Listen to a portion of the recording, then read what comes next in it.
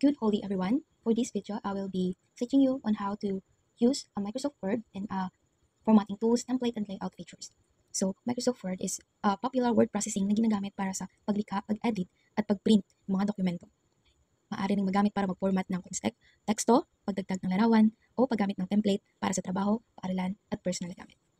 Ngayon, ay tuturuan ko kayo ng basic and advanced features of Microsoft Word. Magagawa rin tayo ng documents at magpo-format ng documents, kung paano mag-insert ng pictures, mga tables, charts, at paano gamitin yung templates and yung mga font styles. Aside from that, we also will be using a creative professional documents using formatting tools, template, and layout features. So first, i-open muna natin ang Microsoft Words and choose blank documents. Dito sa taas is makikita natin ang meron tayo dito mga font styles or theme fonts. Dito naman ay ang sizing ng fonts. So let's try. Gagamitan natin ito ng theme fonts. For examples, Calibri, Arial, Bell Empty, Adrian, Curls, and Cooper Black, and others. Marami kayong pagpipilian dito kung saan pasok sa standard niyo. At dito naman sa sizes is 8, 9, 10, 11, 12, 14, 16, and so on. Dito is kikita natin itong big letter B, which is the bold. Para ito siyang binablacken yung text like ganito. Diba? Mas maging feature yung each letter. Dito naman is the italic. Pwede ito siya magamit para mag-emphasize ng important words. And dito is also emphasizing important words, which is mag-underline. Ganon, color. And dito naman is about the change case. So dito is makikita natin yung lowercase, uppercase. For example, ganito. Ganito ang sentence case. So sa sentence case is, ang una is big letter. Big letter, however, the second letter here is naging maliit na letter. Ganyan ang sentence case. However, sa lowercase is lahat maliit. Maliit lahat yung letter. While sa uppercase is all capital. Next is capitalize each word. So, dito na yung A and another letter na naman, first letter of another letter is also capitalized.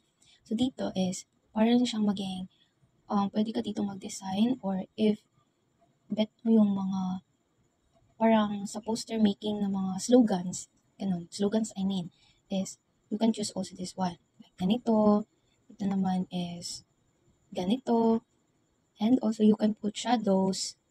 Let's try color this one. And shadow, ganito. And reflection, and so on. So dito is highlight. Mag-highlight ka ng letter. Very effective ito when it comes to making reviewer. Also dito is color ng letter. Gusto niyo mag-color ng letter. Next is the paragraph. So dito sa paragraph is first we have the bullets. Meron tayong bullets dito na also can be effective in making reviewer and also those people na gusto nila na specific or shorten yung mga definition of terms ng isang word. So ito yung ginagamit nila. Aside from that is, pwede din sila mag-use ng other bullet like ganito and so on. Dito naman is the numbering library. So, very effective ito when it comes to numbering or enumerating something. Here is, I think mas bagay ito when it comes to articles. Ganito, mga sections para mas maging organized yung papers mo. Okay, aside from that is here is the alignment of the paragraph. So dito is the align left. So align left is all dito lahat letters dito lahat sa left is organized like naka-straight. However, let's try it is pag left is dito lang talaga yung align. No, dito yung align. However, dito is hindi. So pag sa center tayo, ganito. So itong center is bagay siya for those poetry, philosopher's quote, or any other na bagay dito. Another is the right alignment, which is kabit kanan ng left. Now dito sa right is organized sila, but however dito is hindi sila magkadugtong. So sa justify is both side is align sila. So parang very organized and very malinis tingnan. Diba? And dito naman is the line spacing. So I remember no grade 12 is nagamit kami nito, which is ang use namin is 1.5. Dito yung gagamitin natin dito. 1.5 space alignment of each sentence or before paragraph. So next is the styles. Next is the the text styles. So dito sa text styles is we have the normal, no spacing, heading 2, title, and others. So dito is more likely, I think hindi naman siya masyadong gamit, pero ito normal and no spacing is alam kong ginagamit ng mga students. Siguro itong iba is professional settings na. Let's go to the insert column. Cover page is mostly ginagamit sa lessons plans or office paper and others. Dito naman sa blank page is, sa blank page is mag-add ka ng another page, another blank page, pero hindi siya katulad ng page break na dito mag-add. Blank page and page break. So same lang yan sila. However, yung page break is kahit dito kayong letter mo, if okay, same lang sila. Same lang naman talaga silang dalawa, pero I don't know bakit giniba yung pangalan pa, diba? Super hassle. Next is the tables. So itong tables is ginagamit siya mostly, napapansin ko is when it comes to listing names of the student. Also, present din ito sa exams, like yung magpili ka sa box. Also, dito sa insert, another insert is we have the illustration. Inside the illustration is merong pictures. So, mag-try tayo magkuha sa Google ng picture. It is step by step. Okay. Mag-choose tayo sa Google ng picture. Add tayo ng new tab. Ano ba? PISA Controversies. This one. So, pag gusto nyo mag-download ng picture through Google, papuntang Microsoft Word is click the right click of your mouse and choose save as, save image as, and save. Magpunta agad sa Word and click picture, this device. Magpunta sa download and click your, kung ano yung dinownload na picture, and click insert. So, tada. So, when it comes to picture is may lalabas na. Pag i-click mo yung picture, click is may lalabas na format. Mayroong remove background, correction, color, artistic effects, transparency, picture styles, and others. So, mag-try tayo mag-remove ng background. Okay. Mag-remove tayo ng background. Okay, ganun lang. Ulit is, ito yung background na ma-remove, itong nasa purple color, and click the keep changes, and tada. Aside from that is meron tayong correction. Dito mayroong mga colors, and meron tayong color, black and white, or any ND color, artistic effects, mga ganyan. If gusto nyo yung something na pag yung topic nyo is about politics, you can choose this one, and transparency. Next is the picture styles.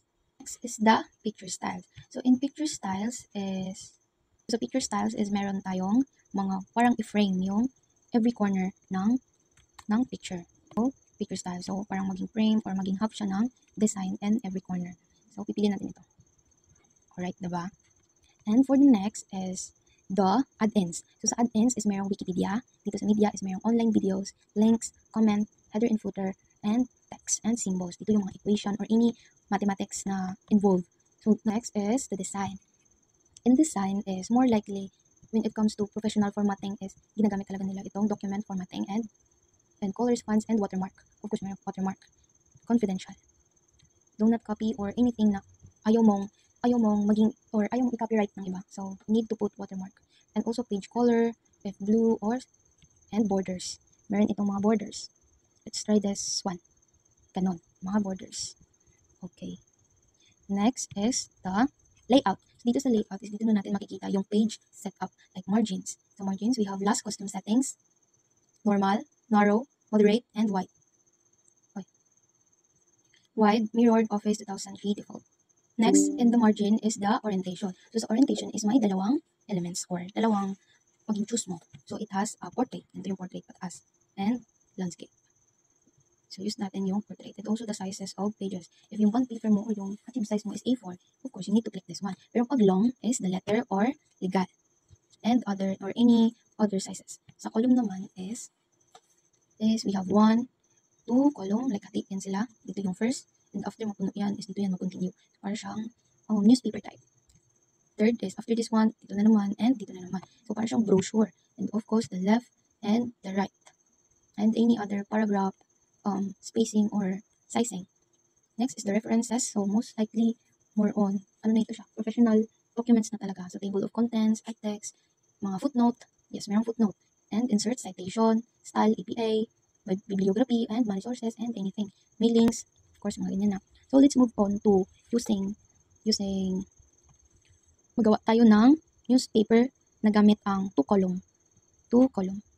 Page break, punta sa insert, page break, tapos 2 column. is V. Pag mag-copy na pala is V. I mean, i-paste is V. Control V. Make it a 12. And yung column natin is, gawin natin dalawa. Okay. So, this is the example of newspaper or basta anything or newspaper lang. So, this is the title, the date, and the body of the news. So, ganyan siya. Gusto niyo ng tatlong column, click again, 3. Ganun. Or left, ganyan. Or right, ganito. Achieve natin yung 2. Okay, sa 2, paste natin ito.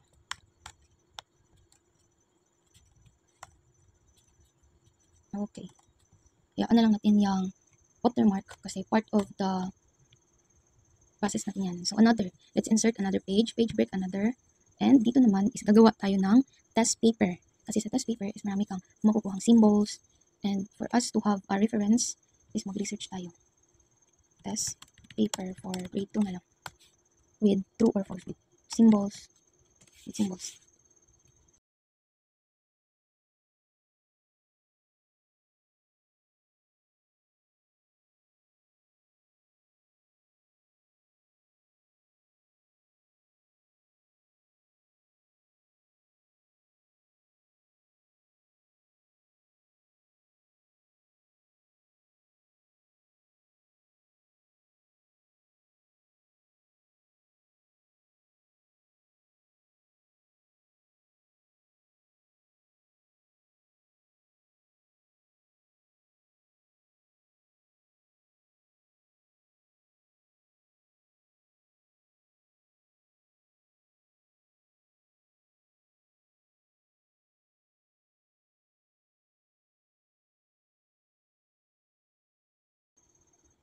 And bakit dito?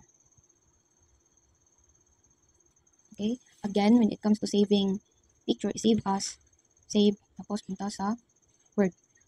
Pagkabalik sa Word, punta sa insert, picture, punta sa download, image, insert. Okay. So, sabi ko diba, para ma-move yung picture is, you can click behind the text or square. Pero behind the text na lang yung akin kasi much better. Ala, oh, bakit naman nun? Pinahaya na lang.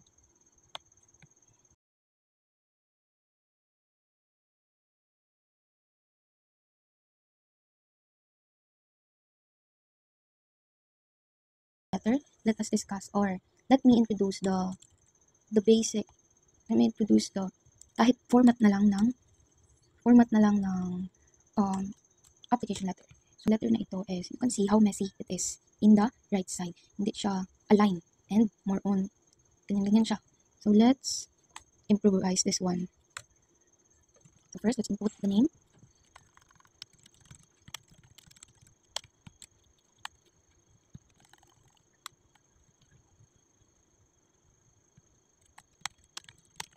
So again, pag maging ganito yung typings ng words nyo, is just click here in home and ito. Tapos piliin yung capitalize each word. So maging ganyan siya. City,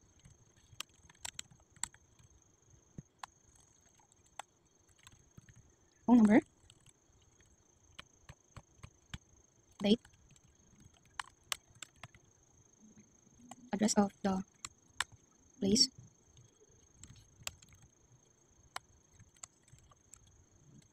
city, and the name. Again, pag ganyan yung typings ng letter, punta sa home, and letter case, and capitalize each word. So as you can see, sa application letter natin is, meron siyang flaws. So ayusin natin yung full block nyo. Maging ganyan. Uy, ganyan ganito. So para makabalik siya sa dati is, just click this, align left. Ganun. Tapos yung ayusin na natin is, the body. Itong body. So click, select, and click justify. So that's it. I hope you guys may na-help ako sa inyo to discuss this one. And anyway, if gusto niyo mabalik yung past erasure nyo, is just click this one. Undo. Okay. This is, aside from that is, to be a real fun. Okay. I guess that's it. And also, I hope you guys na may naging help ako sa inyo to improve your knowledge about here in Microsoft Word. And thank you.